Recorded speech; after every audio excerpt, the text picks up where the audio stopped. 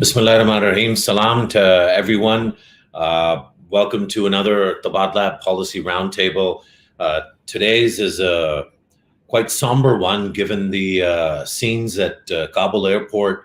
But I also think that for any venture, organization, group of people that is committed to exploring ideas and an exchange of ideas around public policy, it's absolutely vital that we engage in a conversation about what has happened in Afghanistan, not just in the last 24 hours, not just in the last 8 days, not even just in the last 20 years, the period during which the US has led that country, or at least a significant portion of it, but indeed going back 40 years, a country that has experienced indescribable and unreal levels of conflict and violence. Having visited the country a dozen times myself, both in the capacity of an individual citizen looking to serve some of what the UN was doing there on my first trip, or in my capacity as a servant of the government of Pakistan at a very difficult time. And sadly, those difficult times continue. This conversation is, of course, in part about the people of Afghanistan, but really about how those people can be served best. And without much further ado, I'll quickly introduce what I think is a fantastic panel that has agreed to join us at very, very short notice.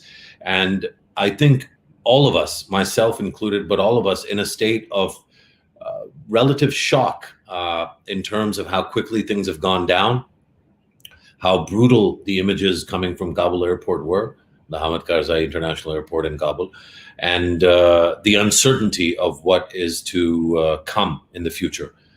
Quickly to introduce the panel, we have with us, not for the first time, I'm very grateful that Omar Samad, a key advisor formerly to Dr. Abdullah, and of the Islamic Republic of Afghanistan's ambassador to both France and to Canada. Omar, thank you for joining once again, and thank you for sharing this time and your thoughts with us. I'm really pleased to welcome Dr. Niloufar Sakhi from Georgetown. Niloufar is an academic and an activist, and again, on a day that's been terribly difficult for Pakistanis, for Afghans, for, I think, any human being that has any modicum of compassion and connection with other human beings. It's a tough day. So thank you on this tough day to be with us and to try and walk us through and explain what's happening. And I believe that if she hasn't already joined us, then very shortly we'll be joined by Azima Chima. Azima is the lead researcher for Verso Consulting. Thanks, Azima, for joining again on very short notice. And Azima, although she sits on this side of the border and is Pakistani, but Azima's done probably, in my view, some of the most important research on border crossings and postings, which I think is a key issue going forward. So we're really delighted and happy that, Azima, you're able to join us and you'll be able to share some of your insights. I want to start with you, Niloufar, and I want to start with a conversation about the people, and in particular about women and children and girls, and what you're hearing immediately in terms of the impact over the last 12 hours, 16 hours, 18 hours, what the impact has been in the provincial areas, the rural areas that the Taliban had already taken over the last 3 or 4 weeks, and what you foresee will be the future in terms of the rights of individual Afghans to live freely, as Afghans have always done and inshallah always will. Well, thank you. Thank you so much, Mr. Zaidi, for having me over here. It's a pleasure and honor to be among the esteemed panel of your guests. Let me first correct, I'm the George Washington, not Georgetown University. Well, regarding Afghanistan, it is heavy day for all of us. And I think this heaviness, there's devastating situation, not started from yesterday, it started from last week, when the major cities, Taliban started capturing actually the major cities. So we have seen the level of frustration, we have seen the level of hopelessness among the population in large, especially among the educated, among the people who used to work at different institutions that was developed from last 20 years. We have seen that level of frustration emerge from last week, and I already showed my concern, especially when Kandahar, when Herat, and then moving forward when those provinces started falling apart. That is how falling to the Taliban. That's how actually we have seen the frustration, the reporting coming from different different parts of the country about what has been happening. Well, there is a high level of fear and frustration at this moment, and I have been receiving calls from last couple of days from different corners of the country, from civil society activists, from women groups, from men and women who worked with the government institutions, and they just want a way out. They don't see their future anymore in that country, unfortunately. Even they do say that the security is relatively better now in those provinces and some major provinces, including Kabul. There hasn't been any serious security threats in those places as far as people keep reporting. But overall, they don't see their future. They say that once the things will settle down, according to what I hear from the people in public that they keep calling me, once the things will settle down, Taliban will go home to home. And I think we have a couple of reports from Kabul that they already started that. And they will target all those individuals who have been working with the government institutions or civil society, women, media, and all. So that's how the level of frustration is, and how that's the analysis coming from in the country. Especially, I'm talking from the fear and frustration among the other category, which is educated people who worked for this all institutions that has been developed from last 20 years. So that is the situation. As I mentioned, I have been in a very direct calls with some political figures inside the country and civil society activists, women groups, men and women who worked on different levels, journalists and others. And as I said, as far as they know, there hasn't been serious security threats to them, and nobody has really reached out to them or stopped them from anything, except, by the way, in Herat, which we had the reports that Taliban entered the University of Herat and they stopped the girls from attending classes. They said, just go back and they will contact you. With the NGOs also in some provinces, they stopped women to go to the fields. So the men activities in civil society is going on, but the women, they have stopped actually some. These are the very concrete reports that I have from people who contacted me, and I contacted them to know better the situation.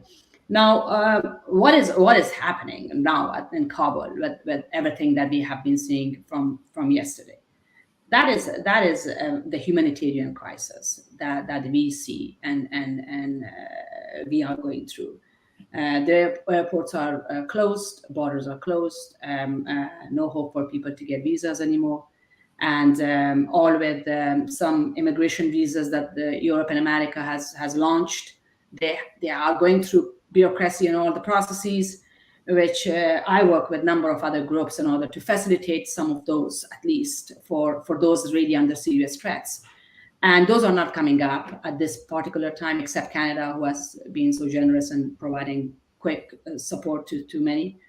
And so there's a high level of humanitarian crisis right now.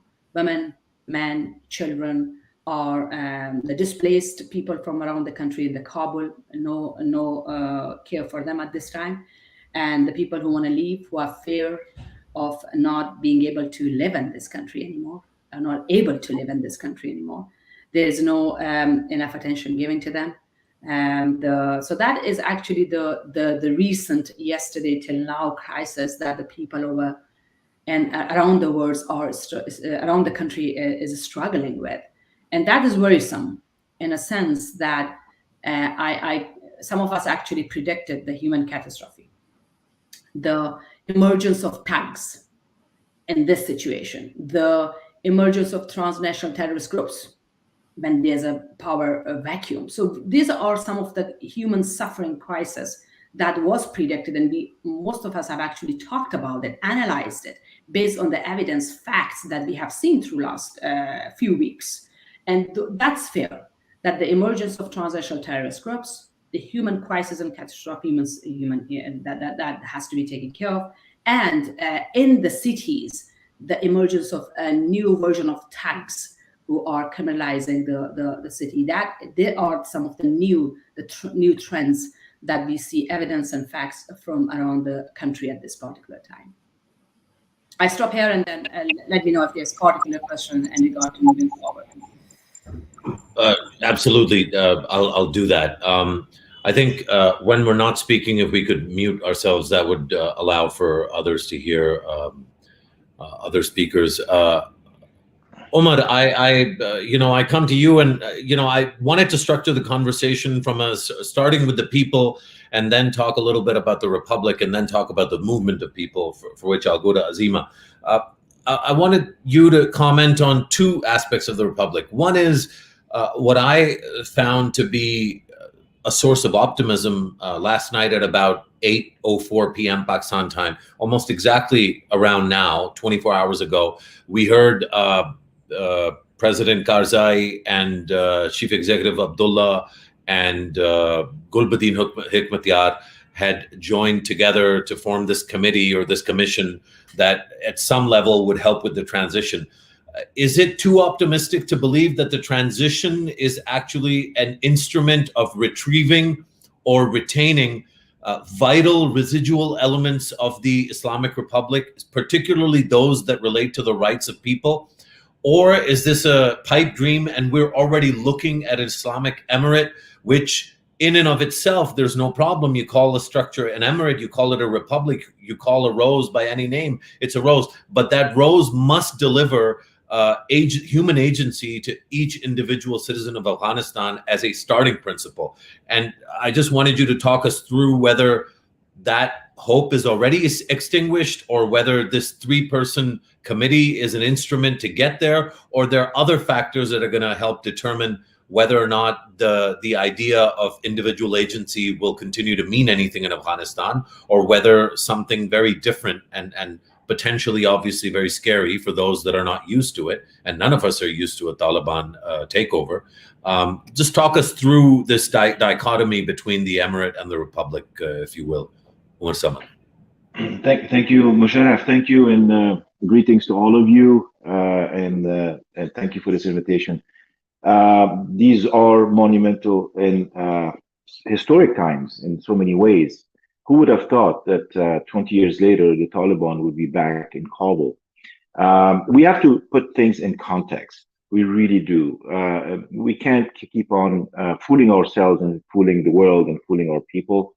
We have to look at Afghanistan, the opportunities that it had, the spoiling that takes place, the false narratives, as I wrote earlier in a tweet, that we are fed, and the fact that there is a population, there is a nation out there that obviously has suffered tremendously, as you said in your intro. For the past 43 years, 3 generations have seen nothing but war. There was a lot of hope 20 years ago. I was part of that hope. I went back in the initial days of the Karzai government to help rebuild a country that was shattered. And I saw from within what we did good and what we did bad.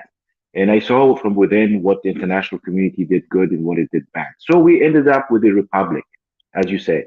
And now today we are faced with a question as to whether it's going to still be a republic or an emirate. I think that aside from the semantics of political terms, which have a lot of weight, of course, we have to really look at processes, and we have to look at how Afghans are going to put behind some of the fault lines and some of the rifts that have divided us over the years. And how are we going to find some kind of middle ground? And I hope the Taliban, who are now back on the saddle, are going to realize, and they have learned the lessons of history themselves, as have all of us inside and outside the country.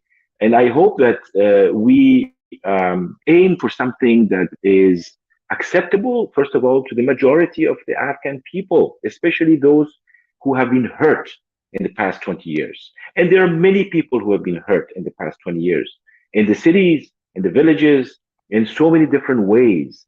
They have been droned, they have had bombs dropped on them, they have been targets of assassinations, their families have suffered, they have lost their livelihoods, they are victims of corruption, they're victims of injustice, they're victims of force, brutal force, and imposition of models and systems that they either don't want or they don't accept or they don't think is good for them.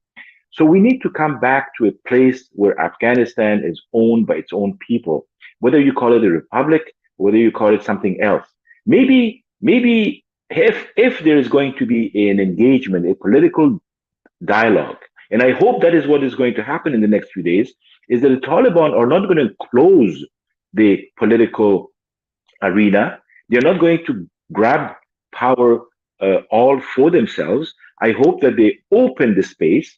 I hope that political space is going to be open enough to involve and include other political, social elements in the country, men and women, and it can give everybody a stake in what is to emerge from now on. Now, I'm not talking about a very idealistic model. I'm not no more talking about, bringing Finland to Afghanistan or Switzerland to Afghanistan. Mr. Ghani was talking about how he wants to turn Afghanistan into Singapore. And how delusional can you be? How off reality can you be to say something like that? Here is a PhD who wrote a nonsensical book about how to fix failed states. And then he wanted to turn Afghanistan, such a different country, a different society, different history, into Singapore. So we need to get away from those notions. We need to get back to reality of who we are, and what we can accomplish within our given means, domestically, regionally, and internationally. So there are big problems ahead, big challenges ahead, and I hope we stop the the spinning and talking about things that maybe or may not be real, and trying to influence minds in ways that are really off track. We can discuss all of that, and I hope we have time to do that. I would like to be engaged and engage others who will be part of this. But we are at a point where the Taliban have a huge responsibility now to not make mistakes and not repeat their past mistakes. And the rest of Afghanistan has an opportunity to engage them and make sure that they are not going to act as the sole rulers of the country and try to Talibanize a society that is partially Talibanized and overwhelmingly is not Talibanized.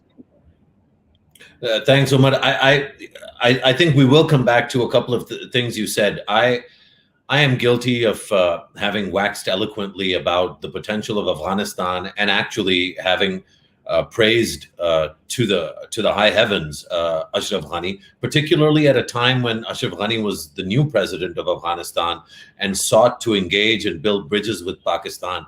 I was very excited. I have been very excited when I've engaged with young Afghans on every instance that I've traveled to the country. And alhamdulillah, I've been to Mazar, to Herat, to Jalalabad, to, Bamiyan, which was one of the most special visits I ever had.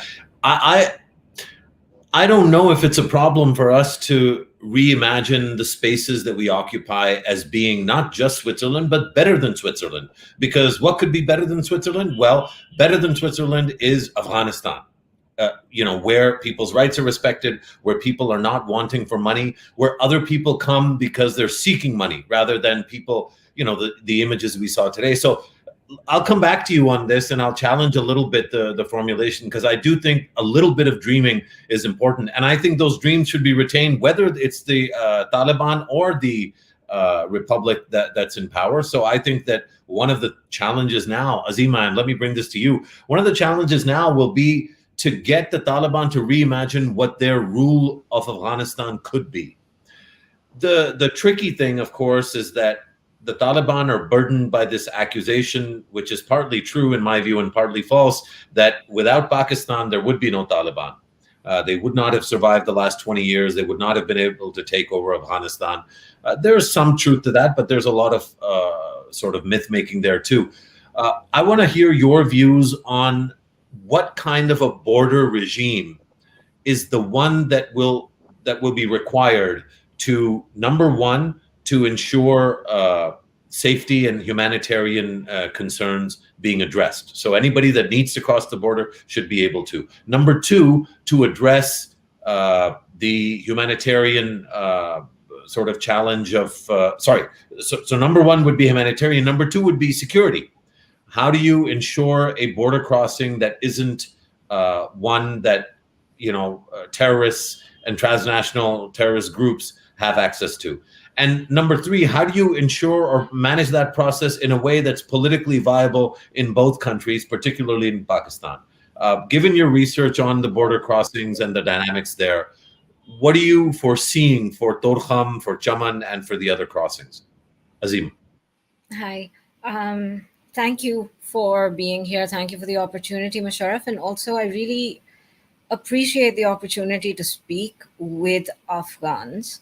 And, I will take His Excellency and Dr. Saiba up on their offers to come back with other questions because I want to hear from them. I'll give you a quick roundup of the borders. At the moment, there's not much passenger traffic and the borders aren't open for passenger traffic. However, what we were worried about was that trade traffic was going to stall. However, Torkham was shut down yesterday for a while as the Taliban assumed control across the Jiran line. And however, it was very quickly, traffic was restored. So I was quite impressed at the speed with which the trade traffic was restored across the Torkham border.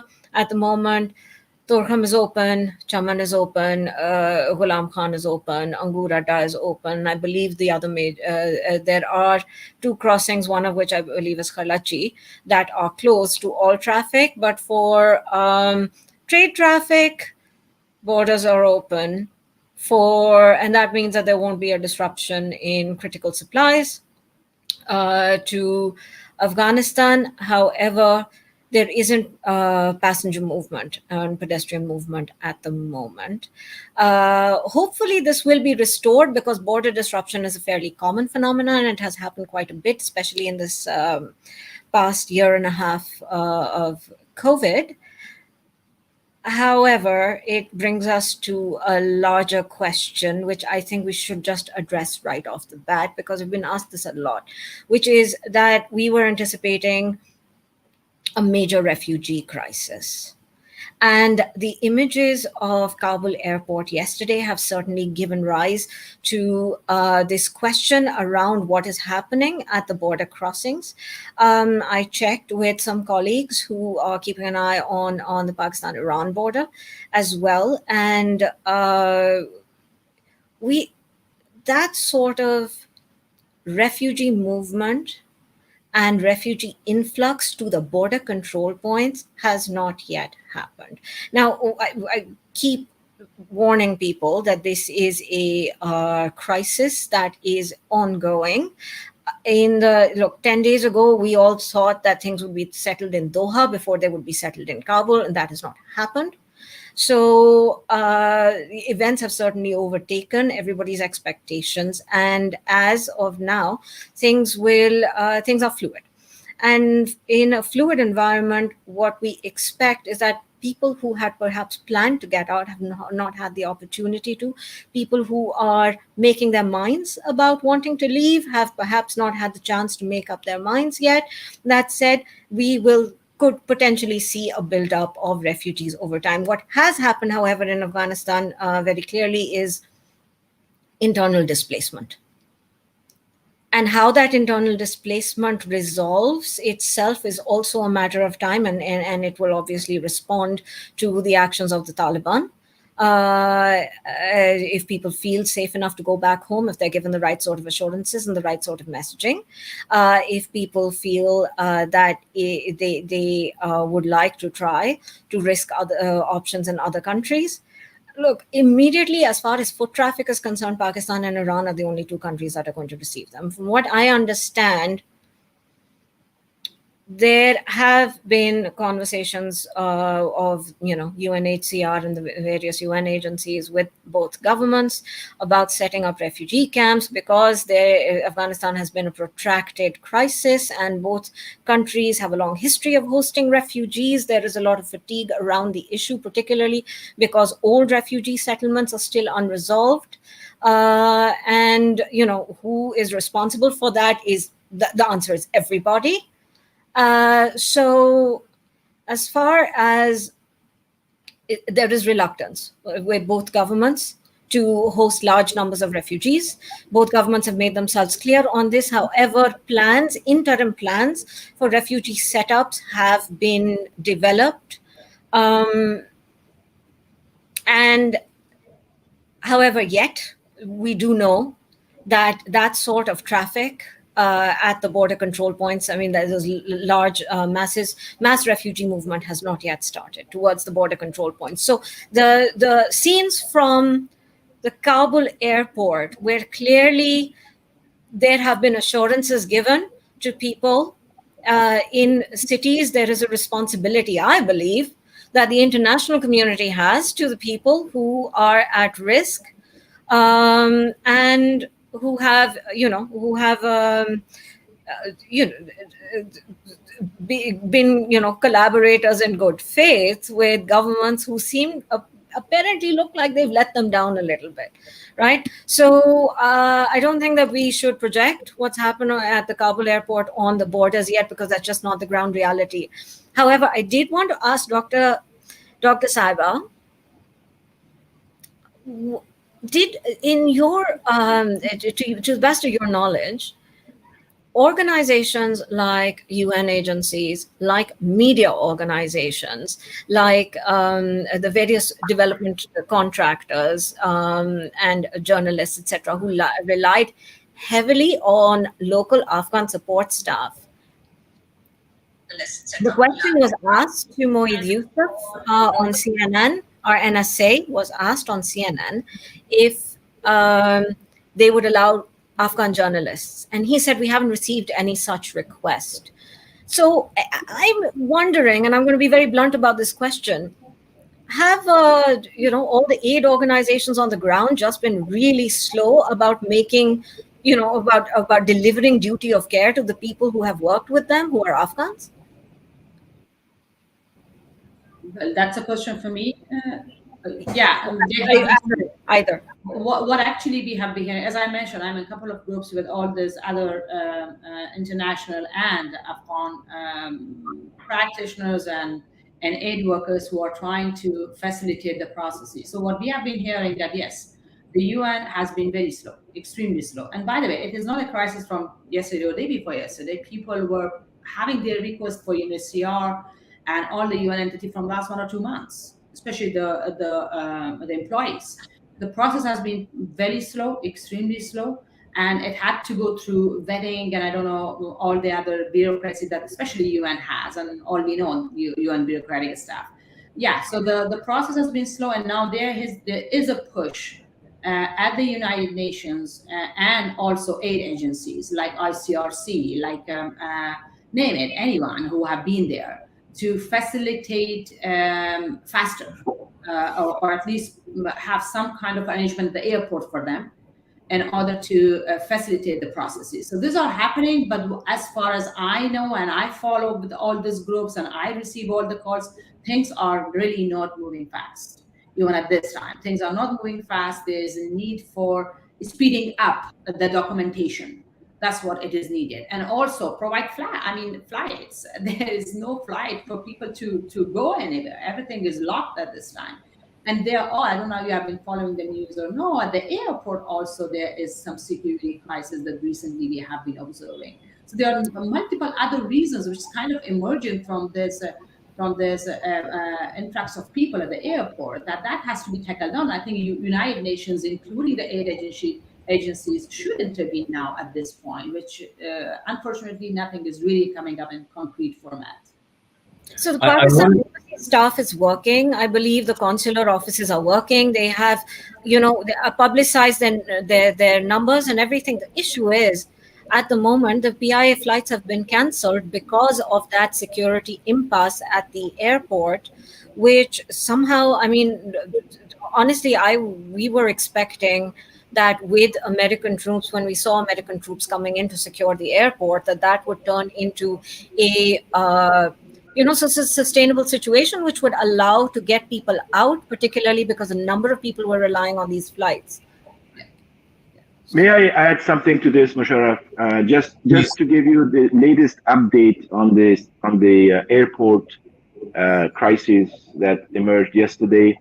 The airport has been, for the past 48 hours, under the control of units belonging to the Afghan Defense and Security Forces, the government forces, as well as American and British forces that have been deployed over the last 48 hours. 2 hours ago, the Taliban authorities and the US command on the ground signed an agreement, or however, a protocol maybe, to say that the Americans will be in charge until they finish their mission. So the Taliban, ever since they have entered Kabul, have control of all the territories with the exception of the airport, and they have agreed to that, not to enter the parameter of the airport. So anything that has happened in the airport over the last 48 hours, unfortunately, has been the responsibility of the others who have been deployed there. Just a few minutes ago, there was an official statement put out by a Talib spokesperson saying that the Taliban are assuring all diplomats, embassies, consulate, and charitable workers, whether they're international or national, that not only no problem will be created for them on the part of the Emirate, but that a secure environment will be provided for them. Now, when they say this, obviously people are saying, well, there are incidents happening. Look, something that happened in this part of Kabul, something happened in this city, something happened in a village, something happened in a district. So if you again put everything in context, what we witnessed over the last 2 weeks is a complete takeover of a country with all its cities and villages and towns, all its border postings and customs posts by a group that has been fighting for the past 15, 16 years or so after the fall of the Taliban in 2001. And if you then again put this in context, the catastrophe that I think Niloufar Sakhi mentioned could have happened. We could have really had a catastrophe as a result of such a grand scale takeover, that we do see pockets of instability and pockets of humanitarian issues emerging. But overall, it is stunning to see that there are not more casualties, that there's not a refugee crisis, that Kabul is now reported to be calm and life is going back to normal. Yes, there may be, so we're waiting to see what kind of restrictions the Taliban are going to impose. Are they going to prevent women from going to work? Are they going to prevent girls from going to school and attending university? Are they going to limit the freedom of expression that the media has enjoyed all these years? Are they going to limit certain civil liberties that existed in the country and the freedom of movement and so on and so forth? So these are questions that have to be answered quickly and soon. They have to come up with policy and tell the world where they stand, so that then the people of Afghanistan know where they stand, and then the world and the international community knows where it stands in regards to Taliban policy and strategy. Thanks, Umar. I think I'd like to take that to Dr. Sakhi. Dr. Sakhi, the question really I mean, there's two layers to the question. The first is this wider conception of imagination. You mentioned fear, and that's palpable amongst many friends and colleagues in Afghanistan. Clearly, many who are partisan to the republic and to the outgoing system, or at least the administration. And I think Umar Samad's presentation is largely accurate. This has gone a lot less chaotically and violently than many of us would have imagined a Taliban takeover to go. Between these two, of course, there's that thing that maybe the best way to refer to it is the human imagination, the conception of what life is going to be like when I wake up in the morning, and what are the outer limits of what is possible in my life. If you're a young Afghan, and by the way, this is a country with a median age of, I think, below 20. I think it's 19 point some is the median age in Afghanistan. So the idea of if you are a young Afghan is weird, because actually, by definition, Afghans are young. The vast majority of Afghans are young. If you're a young Afghan who has been lucky enough to have had a modern, worldly, globally competitive education because of the intervention over the last 20 years, it seems to me those are the kind of Afghans that we need to stay in Kabul and engage with the Taliban, because those are the people that are going to assure the right answers to the questions that Umar just posed. So I wanted to bring this to you, Dr. Sakhi, and ask you to maybe comment or break this down for us as to, in an environment of fear with people trying to exit, and mostly maybe the best and the brightest trying to exit, how is the construction of the new state structure, call it an emirate, call it a republic, call it a caliphate, whatever that structure is, how is it going to have the elements that Umar mentioned that I think you value, I value, and so many others value dearly for Afghanistan? Thank you, Mr. Zaidi. Well, conceptually looking at the situation moving forward, I think there will be a serious clash between modernism and traditionalism in Afghanistan. Look, for the last 20 years, there has been social transformation in society, and I have been part of many of those events where our mission and objective in Afghanistan was to transform the society. There's a number of activities that I can call right now, which bothers me too much of seeing everything is fading away before my eyes, actually, that we started from 2002 onwards. The institutions, the way people should act, behave, the way people should value things around them, the internal agency of people, the issue of independence. These were the issues that we taught. We taught every Afghan knocking the door, and we started teaching the civic education, the civic participation, just name it. So all those layers of activities, the media, the freedom of expression, they were the new modern ways of life that we all, and most of us actually, have been struggling to launch in that society soon after the dark regime of Taliban in 2001. Now, the fear that I have, that the recent maybe the governance system, whatever the Emirate will going to put forward, that will provide a level of security and that will make things happen, life happen. Okay, there's no doubt. It could prevent the flow of or waves of migration. But what my concern is, what we have done from last 20 years, that we will not see them anymore.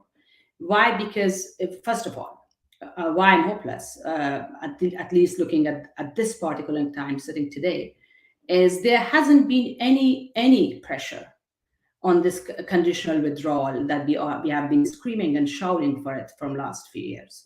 And many of us were saying, for God's sake, make it conditional. And one of the conditions was the protection of the institutions, protection of what has been. Bring the Taliban in the power. Okay, fine. If there's only the matter of power, bring them in power, share with them a power, but put some conditions on them. And that was the frustration that many of us carry today, that those conditionality we haven't seen to be that anyone has been focused on that since this new so-called peace or political process has started.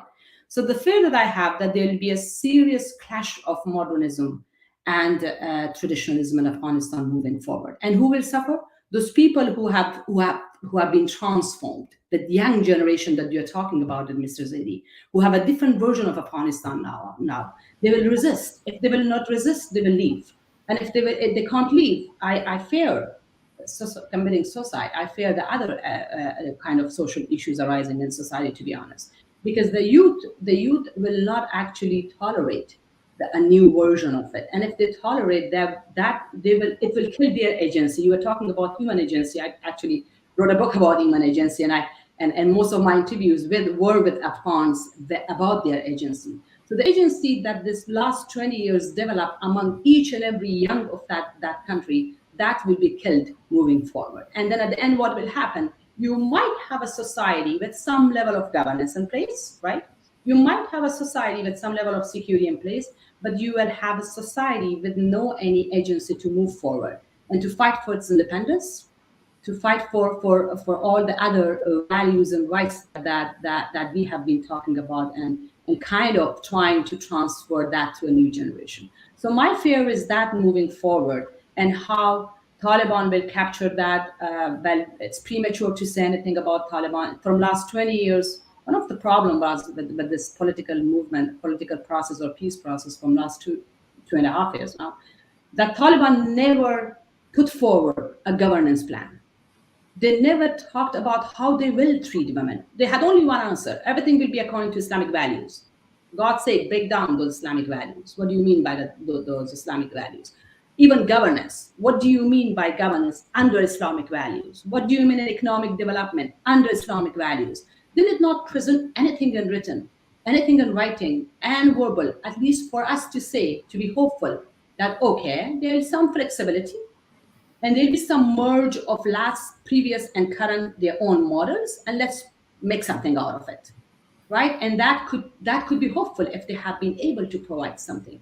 And there was a lot of pressure on them to provide us with some concrete plan of action if they will be in power. So now, I hope, as Ambassador Samad mentioned, I hope moving forward we will have some concrete planning, governance, economic development, the issue with women rights and human rights, how they will deal with them. If they will keep everything in a vague situation right now and bubbles, and they will start running things without providing any concrete structures and format, that is scary moving forward. That is where I call it the catastrophe, human catastrophe moving forward. And that will be the real loss of everything that Afghanistan has achieved. Well, now I'm calling it real loss as well, but at least the social transformation component that I have been referring to, that will be a total chaos in that regard. Can I add? Azima, I want to bring the conversation to you, Azima, and I want to frame a question, and then obviously I know you have questions for both Omar Samad and for Niloufar Sakhi, and please do go ahead and ask them. But before you do that, this idea, so I have to say my own view, I feel that I'm a little more partial to Dr. Sakhi's view than I am to Ambassador Samad's. I think that this idea of uncertainty as a driver of bad outcomes for society and for economics and for politics at the micro level, that is bad news.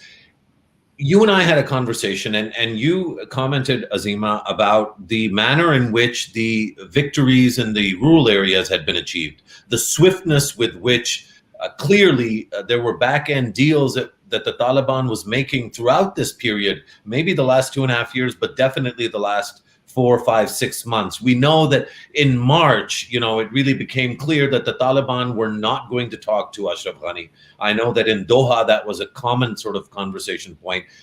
The Republic doubled down. The commentary on that, there's going to be plenty of that from Afghans and others. We'll leave that aside for a second. But that dynamic of how the Taliban is going to govern, don't we already have some clues, Azima, from the manner in which the Taliban have taken power? Just walk us through the dynamics of what you have seen, what you've learned, what your research suggests, and then please do frame whatever questions you have for Omar and for Niloufar. Azima.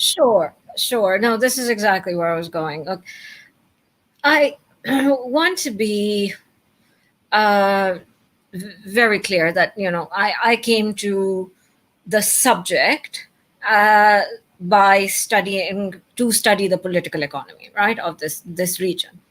And one of the elements that you end up realizing is of critical importance is patterns of brokerage. The Taliban, the speed of the Taliban advance, of course, has taken everybody by surprise.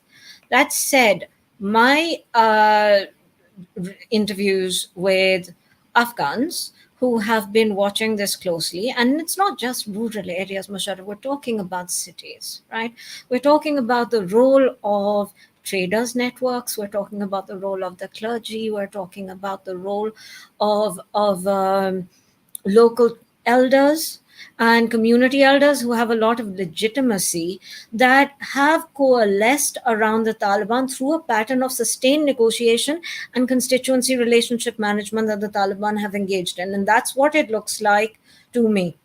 Because what was being described to me by Afghans on the ground, in terms of, how what sermons clergy were giving, a lot of them were based on around anti-government sentiment, not pro-Taliban sentiment, anti-government sentiment. So there were, I think, many brokers and many groups, many actors in this space, and you can't have a single characterization for all of them.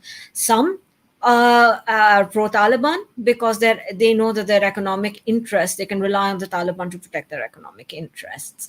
Those who are excluded from the old political settlement know that they face an increase in power because they stand to be included. So those who are disillusioned with the state, those who are disillusioned with the occupation, have a particular view where they expressed a lot of dissatisfaction. So anti-state and anti-government sentiment, primarily based around narratives of corruption, became a driver to not oppose the Taliban, not to support the Taliban, but to not oppose the Taliban. And so when you have that many actors who the Taliban have begun to negotiate with, the Taliban have begun to lobby with at the same time, makes, what we saw happen with the army, where it makes fighting redundant.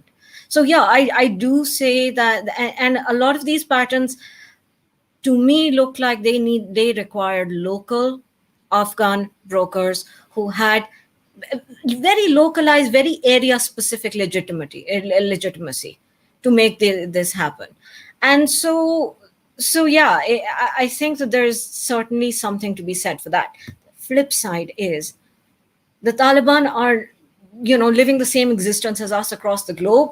They are also part of a populist era. And what we are seeing is the emergence of a very politically savvy populist leadership.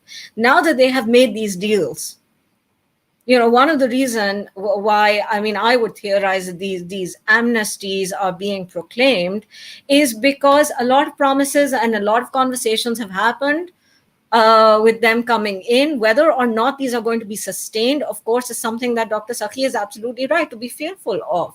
Are we going to see these amnesties last beyond next week? Are we going to see these amnesties being portrayed in a different, because we're also in an era of disinformation, so are we going to be seeing a very different paradigm play out in the media versus what is happening on the ground, right? How much of a media blackout could be created as well?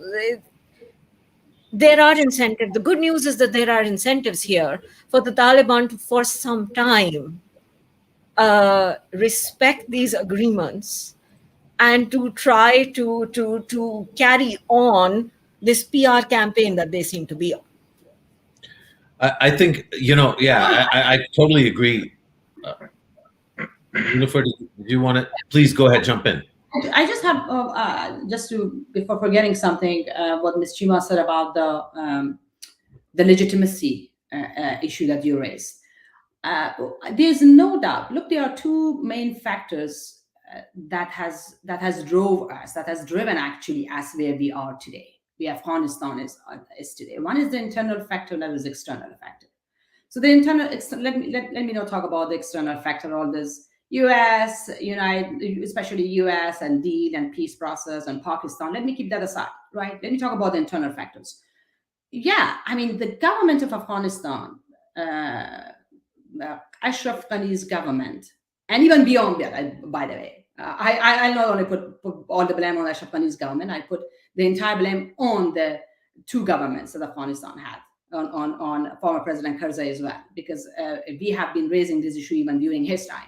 Those two governments led the position, led actually whatever we are today. because they were not able to provide the governance structure that people were looking for. The lack of services, corruption, misuse of power, misuse of resources, just name it. There are a lot that we have been going through all those. I don't want to highlight, everyone knows about that. And that has actually created a lot of frustration and fragmentation in society. And that led to where we are right now. So yes, there are places, and I think Taliban are correct too, that there are places around the country that Taliban entered without any resistance of people, because people were frustrated. You know, there are so many cases around the world that inability caused frustration, grievances, and aggression. That's all. I mean, there are case studies that show, there are theoretical, conceptual, and empirical data that proves that. So the level of aggression among people we have seen the last 2 years and before that were really at the top. And why? Because of the abuse of power, abuse of resources, inefficiency of the government, and all these other factors that we name it. Now, with all that said, people were against the government. People were not against the system. I mean, but system means republic. So what frustrates people right now, and what actually is worrisome for people, is they lost the republic. There was no fear. They wanted Ghani to go. They wanted these all corrupt leaders to go. There was no doubt in that. There was no fear in that. And therefore, they were saying, let's put in place something that republic should have been protected. And now that republic is lost, that is the fear, that's the frustration, and that is causing people to leave the country, mostly actually due to that. Doc, So that leads to Doc, in the last 8 days, what needed to happen for the republic to have had a chance? What should have gone differently in the last 10 days? Let me jump in if I could to answer that question. What should have happened over the last 18 months was for the republic, as we call it, and the Emirate, as they call it, to take advantage of that venue and that opportunity to engage in substantive talks, not try to use delay tactics in Doha, through Doha, not try to spoil all the chances so that somebody could stay in power a few more days. This is exactly what we did. We had an opportunity for the past 18 months to actually sit down and talk about all of these issues that you brought up, whether the rights of the people matter, what kind of system we want, what kind of Afghanistan works best. That is my short answer. If you don't mind, I want to go back to what was mentioned about the clash of modernism and traditionalism. Yes, all countries. There is no society, there is no country that doesn't have that problem, including the United States of America today in all its new forms. But how do we handle that? How did we handle that in Afghanistan? The communists in 1978, and I'm old enough to remember all of this. I lived under that regime as a teenager, almost lost my life. Many others did. I was fortunate, but the communists came to Afghanistan saying that we are going to bring modernism to Afghanistan under the specter of socialism and using a Soviet-style model. I mean, just now that we think about it, it was so unreal, so surreal. Looking at Afghanistan, its society, its traditions, its values, not the few people in the city. This is where we make a huge mistake. We talk about the youth and we think, and we sort of extrapolate that and say all the youth are modern and all the youth think alike. We talk about women in Afghanistan and then we extrapolate and generalize and say all of them want the same. All of them cherish the same values and want the same freedoms. That is not the case in any society. Even in Western societies, you have groups of youth and women who have totally different value systems and beliefs. So Afghanistan is no exception. We should not extrapolate. What we need to do is create that space where everyone, including the Talib thinking, can have its space. And that's where we failed. The 20 years of the Republic failed to widen the tent enough to accommodate all different strands of society. But what we did in 1978 was, in the name of modernism, we went after our own people. We started killing our own people. We even purged the intelligentsia that was westernized or was traditional. Anything that the communists modernized was against their beliefs, they purged it, and they created resentment and reaction. And the Afghan people picked up whatever they could, and under the name of jihad, they fought for their rights. For their rights. Why? Because a certain state structure in a certain republic at that time, they called it the Democratic Republic of Afghanistan. They went after their own people. They killed 1.5 million of their own people. And then they invited the Soviet Union to come and help them kill more of their own people. That is insane. The same thing happened later on in different forms, with the Mujahideen trying to impose their will, and the Taliban again in the 1990s trying to impose their style of governance on their own people. And they used external support systems and became a tool in proxy wars that were going on in the region. And the first time it was a bipolar Cold War, we became a tool. In the second case, it was a regional proxy war, we became a tool. And we went again against our own people. And then the Americans came. Again, I was part of it. I supported that change. And I thought that this time we are actually going to embrace our own people. We're going to give them the rights, not just in Kabul or a few cities, not just amongst the westernized or educated intelligentsia, but the bulk of the Afghan population lives in the rural countryside. And we need to understand them. And we do not need to go and bomb them. And we do not need to go and drone them in the name of modernization. Mr. Ghani's model, again, failed because he went against his own people. And he allowed the Americans, and he used actually the Americans. He actually used that the Americans were not smart enough. They made a huge mistake of getting involved in the Afghan civil war. And they took sides. And we killed thousands of people in the past few years. And those were the people who are fighting us back. The Taliban who have taken over, most of them, you like it or not, are the people who have suffered as a result of 40 years and 20 years of states going after their own people. We need to stop that. I think it's obviously an incredibly important perspective, Omar, and one that, certainly I value, and I'm sure the people watching and listening will also. It gives, I think, a lot of us some pause about many of our assumptions, because obviously I think in the age of social media, one of the risks when we follow a story that we are not a part of ourselves, and frankly, even if we are, we try to simplify a lot of complex data, and so we try and choose aside. I wanted to retain the focus on Afghanistan throughout the conversation, and alhamdulillah, 58 minutes, and we haven't gone on about Pakistan in any meaningful way other than the reference of the border points, which was also from an Afghan perspective. A lot of the questions we're getting, partly because I think we have a vast Pakistani audience, and partly even some of the non-Pakistanis are really interested in the Pakistan element. So with your permission, particularly Umar Samad and Niloufar Sakhi, I just want to go through a few of these questions, and Niloufar, we'll start with you, then we'll go to Umar, and then I'll come back to you, Azima, and you can answer whichever one of those you would like to.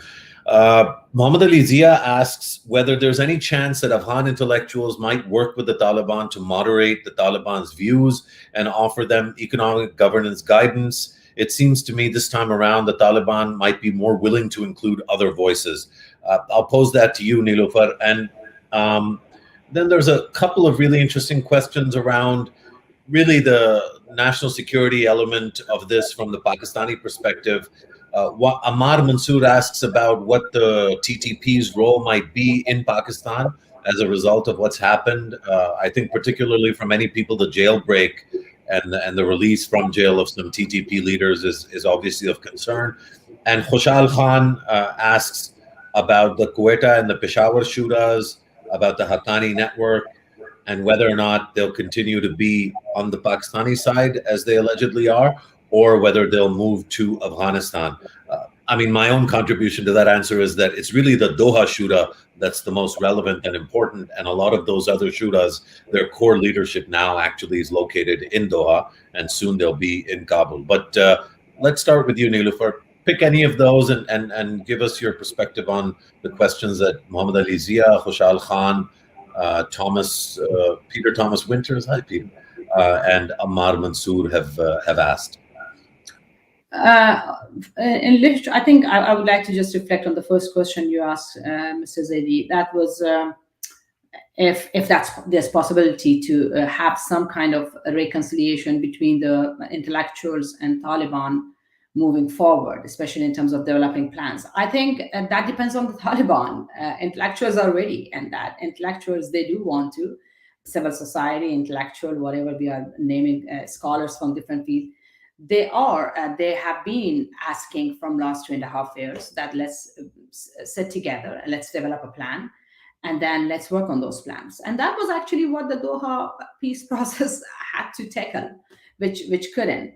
That is where there were different groups and factions from society were there in order to sort out those issues and develop a plan together moving forward, plan of governance, plan of state building or nation building, all those. So that we were hoping that would happen from last 2.5 years, and that will happen in future, but that didn't happen. I think yes, there is possibility and that is what I think all our push should be, for that possibility to emerge. Otherwise, just going back to my previous discussion, that yes, some kind of governance system might put in place to serve the population partially and some kind of security arrangement, but we don't want the country to be radicalized again. And that's why my whole concept of modernism was emerged, because how you view the country. My view of Afghanistan is not a radicalized society, a radicalized nation, because that would not benefit itself, and that will harm its neighbor, that will harm the region, and that will harm the global peace as well. So therefore, in order to prevent that radicalization to emerge again, to take shape again in a Afghan context, we really need this narrative of this whole plan of reconciliation between these two factions, which is Taliban and the other part, the reformers or progressive, whatever we are naming them, or modern or what you said, intellectuals, that they should sit together. They should, first of all, at least we are hopeful that this inclusive version of the future government, that all should make a government together. I don't know if there's possibility, the sharing of power, bring all in the team and work together. So it depends really on the Taliban right now. Abdullah is in Kabul, Gulbuddin is in there as well, Karzai is there, and Taliban are also there. So at least we see that some of them are at least in Kabul right now. Well, they make a government together, right? Everything starts from there. If there will be an inclusive government moving forward, then yes, we can be hopeful of inclusivity about this development of those plans. But if not, if they will have their own, there's a dictator version of Islamism in place with their own version, whatever they will do it, I think that would be scary. By the way, I was just following the news today, the fact that they didn't pose any kind of serious threats to the media organization at this time. That's a positive sign, I think. If we just, Tulu is working still. The other TV channels are active. I was following from provincial level. There are reporting going on. They have their own, by the way, they have their own YouTube channel started, Taliban, which they develop the progress of their work in different areas. So we see some positivity, at least at this time, in order for them to work together, the progressive version of Afghanistan, and there's the Talib. But again, it depends on what system, what kind of a government they put in place, and how that will develop a frame for all these other initiatives that we are talking about. Fantastic. Umar, so any thoughts on the questions that were shared? You muted again accidentally. You'll have to unmute. Yeah. Yes, Thank you. I agree with Dr. Saki that a lot will now depend on the Taliban as in terms of inclusivity, broad-based approaches, and taking into consideration the. It's funny. This morning, I received a phone call very early in the morning from Tolo News, and it was a female Tolo News producer who called me from Kabul. I said, "Are you still at work?" She said, "Yes, I am." I said, "Are the others at work?" She said, "Yes, we are. For now, they have not restricted us." And she asked me to be on their show today, but I said, "I'm going to be with you guys." So because of you, I turned that down. And um, so they are still functioning. The woman is still working. Let's hope that the Taliban can tolerate that. And let's hope that there is tolerance. And let's hope that there are lessons learned from the past. I want to get to the other two questions very quickly. Pakistan national security perspectives, the TTP role. One of the questions that I raised the other day in one of my tweets was, with all these prisoners being released, is anybody vetting and trying to figure out if they're also releasing ISIS and other types of international terrorist individuals who are incarcerated, or is it just a free-for-all? And because this is a problem, it's going to be a problem for Pakistan. It could be a problem for others if the Taliban fail to filter this. Traditionally, they're very good at trying to differentiate. So we don't know exactly if there were different cells for those types of prisoners, and those cells were still remain closed, or did they also, on purpose or inadvertently, release other types of threats that exist, especially ISIS, TTP, and others. TTP and ISIS, I have to tell you, with all the things that have been written about it, are very mysterious creatures, as you know. They're, in my view, organizations that can put on different hats and can be used by different agents. And so we have to be very careful as to when we talk about ISIS in that region of the world. They have been used by different parties for different purposes at different times. And so obviously Pakistan has a concern, and it's a valid one as far as its security is concerned. About the Kuwaita and Peshawar Shuras and what you, Musharraf, call the Doha Shura, the Doha Shura, in my opinion, is finished. We can pray for it. It's done. Everything is going to shift to inside Afghanistan now. I don't see a Doha process continuing unless United Nations at some point decides that it wants some kind of a process outside the country. Otherwise, the Doha process is finished. Very soon, we're going to have the Doha leadership of the Taliban move to Kabul, and they will have to decide what to do next. As far as Kuwaita and Peshawar, I also think that these are the last days of the Kuwaita and Peshawar Shuras. I think that the whole leadership is going to come back to Afghanistan. Some of them already have come to Afghanistan.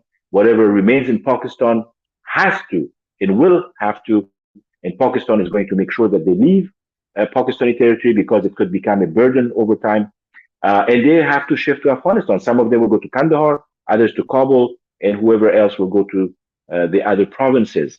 So there are a lot of issues that now have to be dealt with by the Taliban. So the Taliban now are no longer an opposition armed group. Now they're actually in control of the country.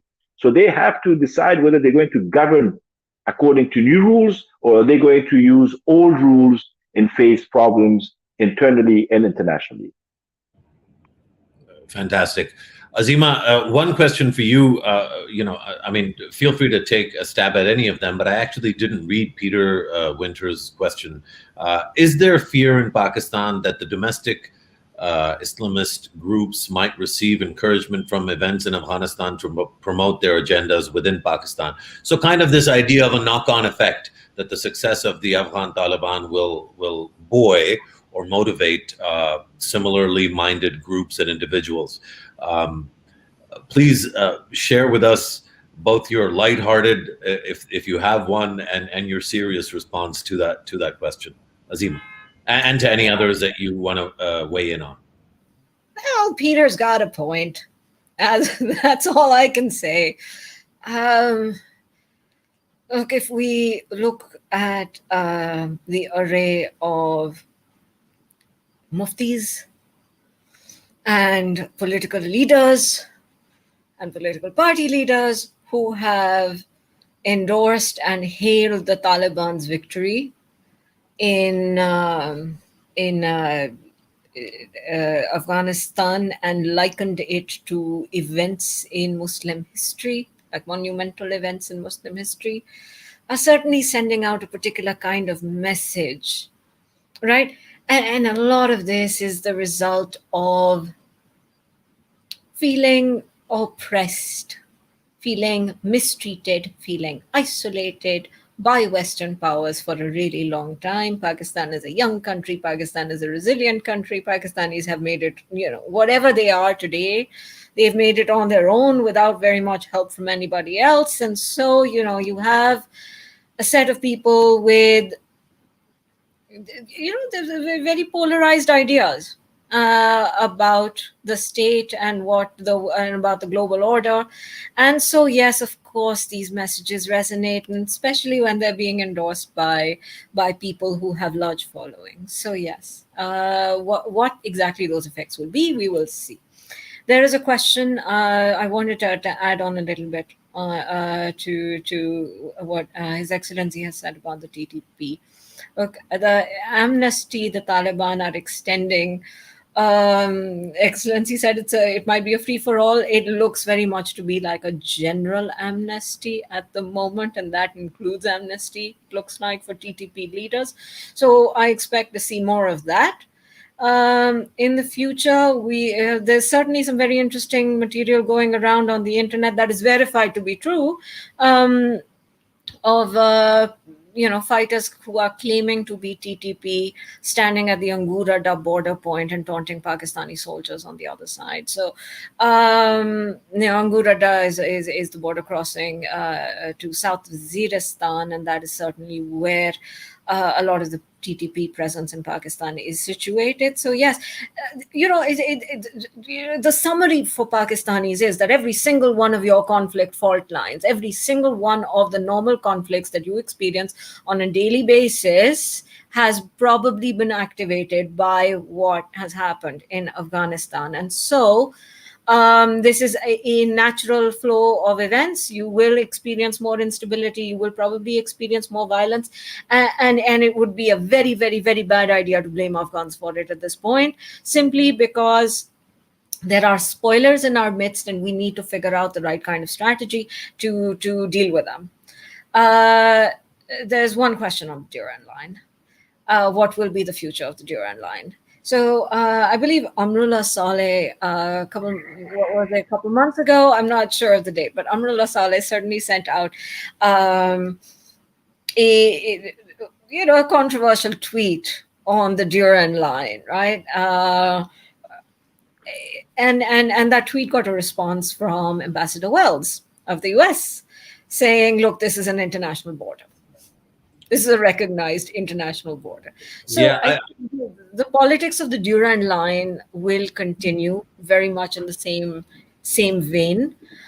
Taliban demands, particularly the demands that they have made at Spin Boldak for visa-free travel, they are picking up local demands and reiterating them. So everybody who is representing people in Afghanistan and making a set of demands to the Pakistani state is essentially picking up the same points.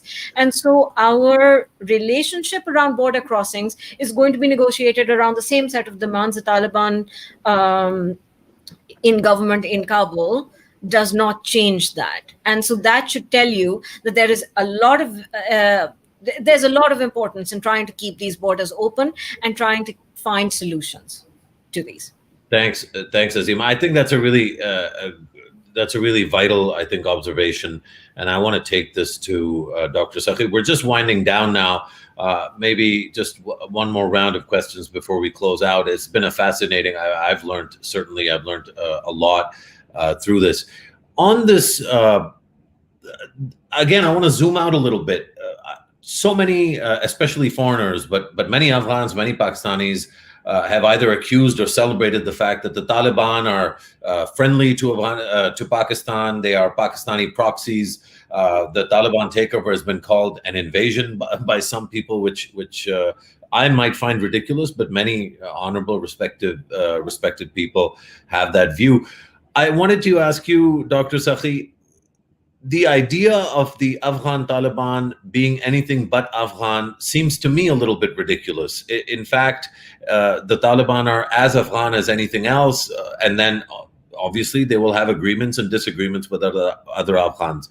But this idea somehow that something as rooted in local politics as the Taliban are, and as is manifest in the news about what they're asking for at Spin Boldak, Chaman, I think that signifies how very Afghan the Taliban are, and therefore many of the big ticket items between the two countries are items that the Taliban will continue to agitate for and argue for. Is that something you agree with, or do you think that they really are a total proxy and they'll just do what Pakistan wants them to do?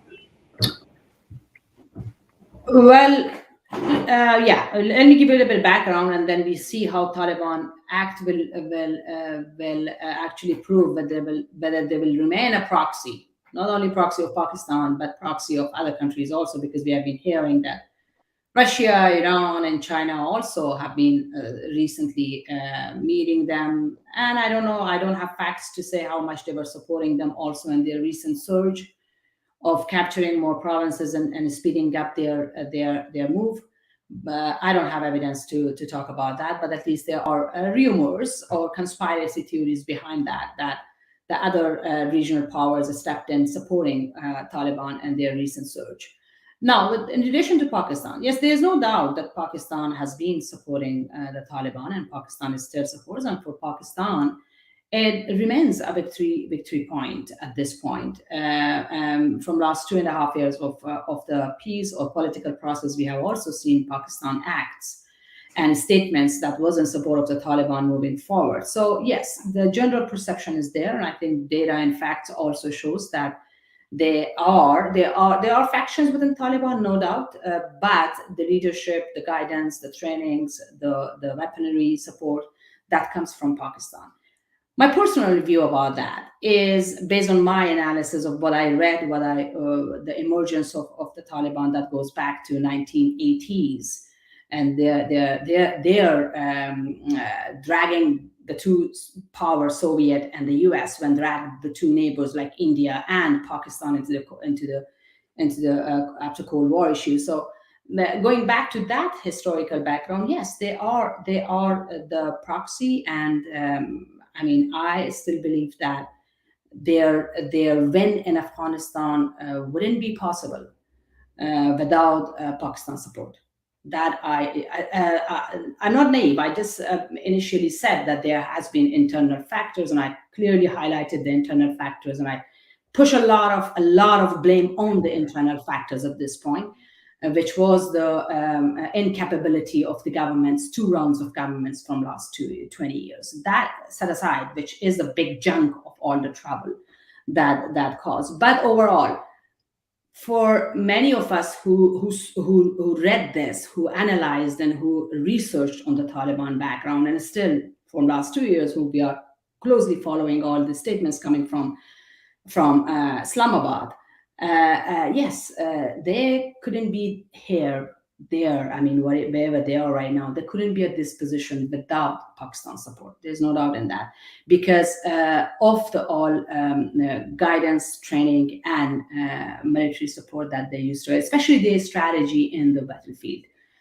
Initially, when they started actually the surge in the battlefield. So that now the question is, moving forward, whether they would remain an only proxy of the Pakistan. That we need to see. We need to get narrative, and we need to observe the incidents. We need to observe the regional actors or regional powers intervention of Afghanistan and how they will treat their treatment with the Taliban, and what level they will support, what their agenda would be. So they are all unpacked topic that we need to observe, research, and see in order to further stick to the whole concept which exists right now, that they are the proxy of the Pakistan. But that said, there are, yes, there are the portion, the food soldier, that certainly comes from Afghanistan, and that there are again evidence which shows that. But again, my push would be that the leadership, the guidance, they got really from Pakistan, and again, moving forward, we need to figure out if that will continue or not. Umar, same set of questions. Yes, thank you. I have a nuanced answer. The same way that the Duran line is a sensitive Afghan political issue, and especially an Afghan Pashtun community issue, the same goes with how Afghan are the Taliban, how much of a proxy are the Taliban. I think that nuance means that we have to look at it on a prism that in a continuum, historic continuum of how things have changed over time and how things have evolved over time, and to what extent are we actually dealing with an Afghan phenomena, a semi-Afghan phenomena, or a external phenomena. Now, if we say that the Taliban are a purely external proxy group with no roots in the country, I do not agree, and the evidence doesn't show that, because today's Taliban have strong domestic roots in Afghanistan, and the fact that they were able to conquer the country, and also they've become more multi-ethnic. Actually, they used to be predominantly 99% maybe Pashtun, but they now have become multi-ethnic, and look at what happened in just the last few weeks for proof of that. Also, I think that if we say the Taliban such, then we also need to open that question to all other Afghan factions. Was Mr. Ghani a proxy of somebody? And whose proxy was he? Or some Shia leaders proxies of somebody? Or is Mr. XYZ in Afghanistan a proxy of somebody and being used as, was the PDPA, the communist proxies of somebody? All these Mujahideen factions in Pakistan, in Iran, who received American aid, Chinese aid, Saudi aid, Egyptian aid, were they proxies of all these countries? So if you open that question, you can't just look at one side and not all the other sides.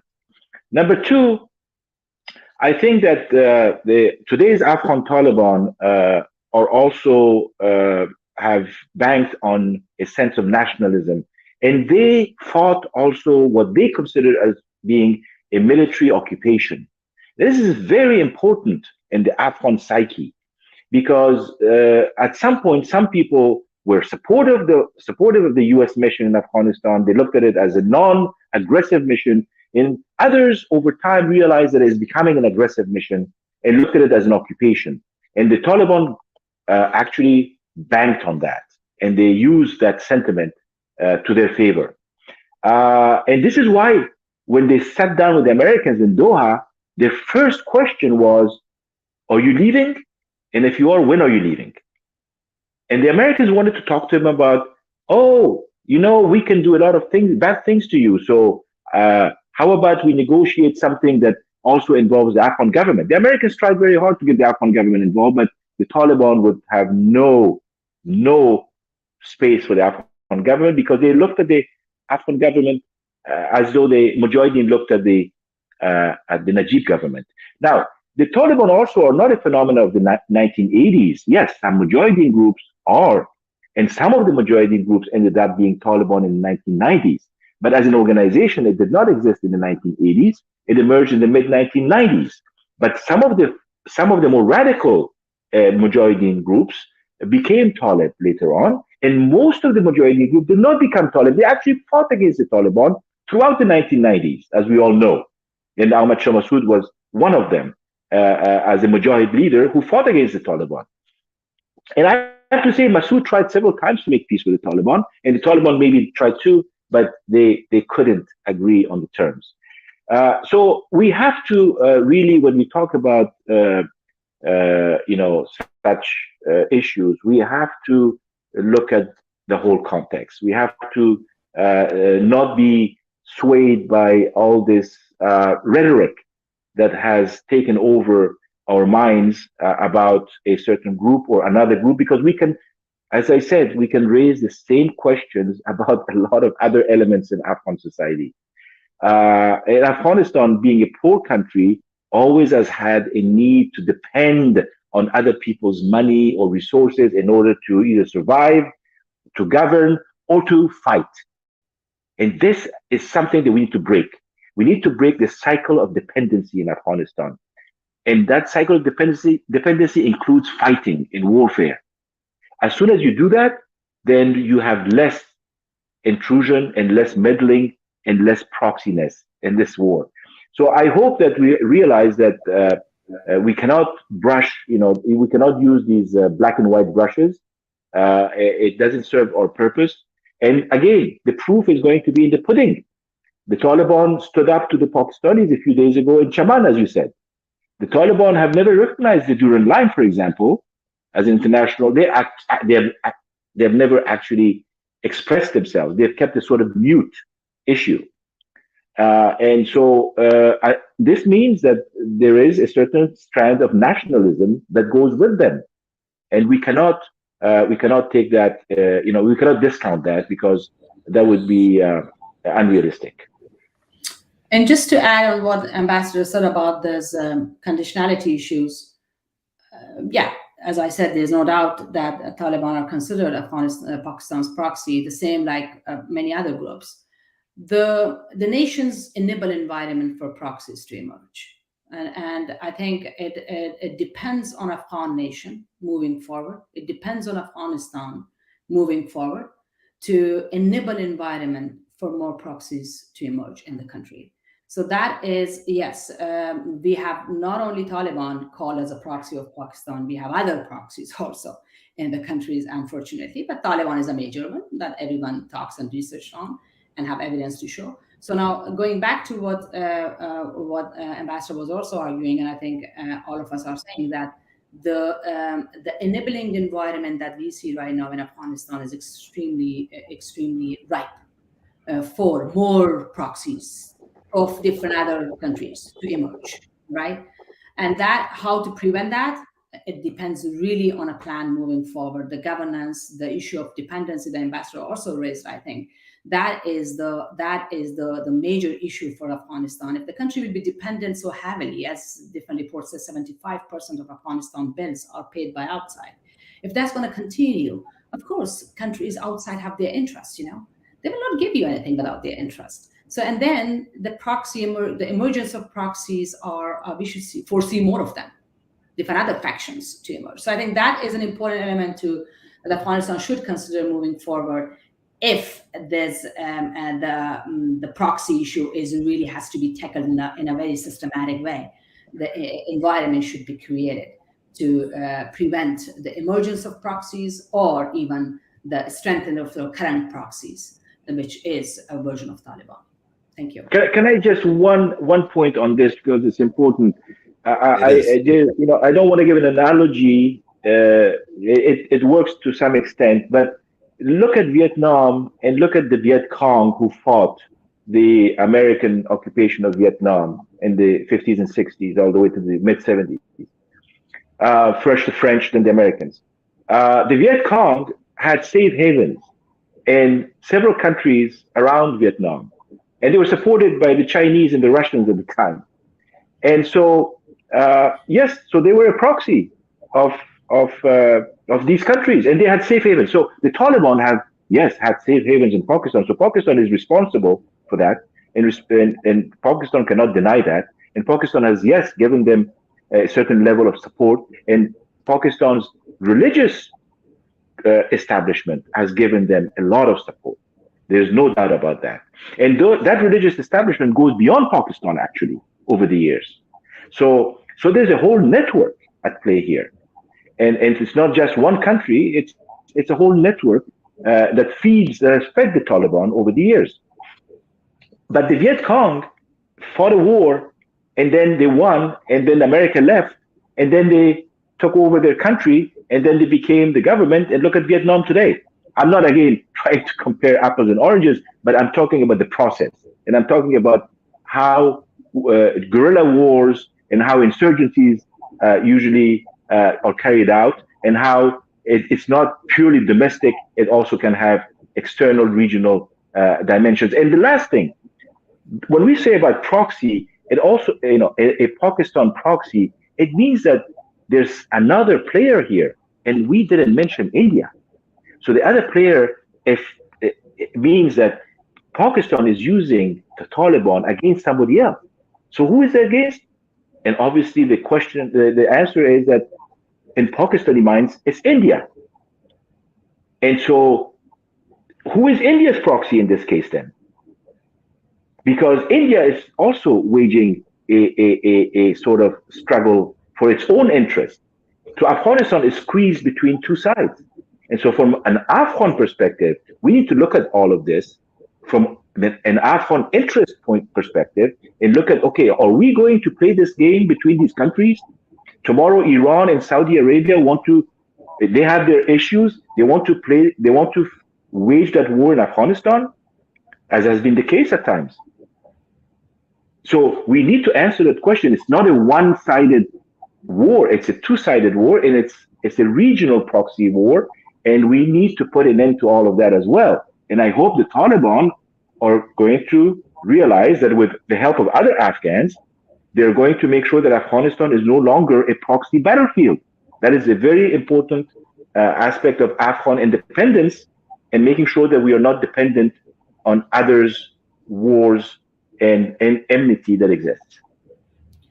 Dr. Niloufar Sakhi, Umar Samad, Azima Chima, what a fantastic opportunity for us to hear your rich and nuanced sort of views. All three of you, I'm so grateful. I did want to sort of be a little mischievous and at the end ask you for a prediction. I actually don't. I think that I had deliberately ignored the direct line question. I of course, am not shy about India's negative role in Pakistan, but I also don't think that today is necessarily the day to talk about all that. I think really this is about Afghanistan, and I thought that for the most part we had a fantastic sort of exposition on issues related to Afghanistan. I'm still not sure, and I guess partly I'm asking for a prediction on a scale of maybe 1 to 10, and we'll start with you, Umar, then we'll go to you, Azima, and Niloufar. I'd like to give you the last opportunity to grade this. On a scale of 1 to 10, how optimistic are you that the Hamid Karzai, Dr. Abdullah, and the Gulbuddin Hikmatyar formulation, that group, will be able to negotiate a reasonable, inclusive transition period, even if it's short, but some transition period that creates certainty about what's coming in Afghanistan? Umar, as I mentioned earlier, Musharraf, I think that very much today depends on the Taliban. Ashraf Ghani created a mess and left behind a mess. This could have been a very different type of give and take and negotiations leading to an interim, transitional, inclusive government. Today, I remain cautiously optimistic, so I would give it a 5.5. Azima? Okay, so I'm determined to do two things, right? One is to hold space for Afghan friends who have perhaps a little anger towards Pakistan, simply because if I hold that space, it allows us to have this conversation. We spent too many years talking at each other or about each other to third parties, right? So we want to be able to talk to each other. So I'm determined that these conversations should go differently. Number two, I'm also determined to be led by the evidence. And look, as a Pakistani, I'm very conscious of the fact that the current leader in Kabul at the moment spent 8 years in a Pakistani jail. So I don't expect that this is a comfortable relationship. I don't expect that this is as much of a control and that much control and influence exists. I suspect that this is a very nuanced relationship. I expect that there were nuances in how that influence or any influence was wielded in this relationship. And I think that the Afghan opposition members being here on the eve of the Taliban, being in Islamabad on the eve of the Taliban takeover, is also telling me that Pakistan is adopting a cautious approach. We will have differences in interests with the Taliban. We will have differences in interests with Afghans.